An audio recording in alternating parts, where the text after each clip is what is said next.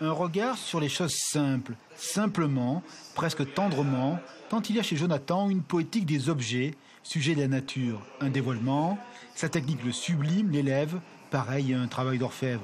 J'épouse la forme de la nature un petit peu, là j'ai pas enlevé grand chose, hein, j'ai juste arrondi et poli en fait, sinon la pierre était comme ça à l'extérieur. Pour aller à la source de cet enchantement, un passage sur les grands arbres de Moréa est nécessaire. Ils sont les témoins permanents de ces enfantements de pierre. Une carrière, l'incessant vol de la poussière et la matière aux formes revisitées par l'artiste.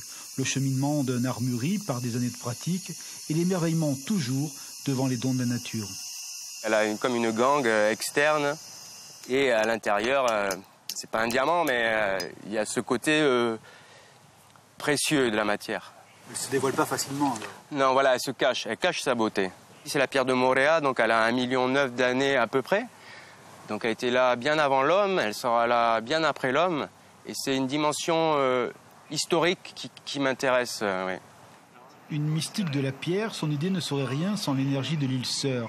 Jonathan ici, comme un marin amoureux, a jeté l'ancre, passionné par un lieu fusionnel. Cet héritage volcanique a donné à l'artiste une maturité patinée par un temps complice. Il a grandi en vivant ici, en fait. C'est ici que j'ai eu ce plaisir des arts plastiques, de la sculpture, des arts traditionnels, que ce soit autant en sculpture qu'en tatouage, par exemple. Son actuelle exposition est une invitation à reposer son regard sur le monde sensible des choses, à retrouver sa capacité d'émerveillement, cette vitalité du jour pour qui célèbre la vie sous toutes ses formes.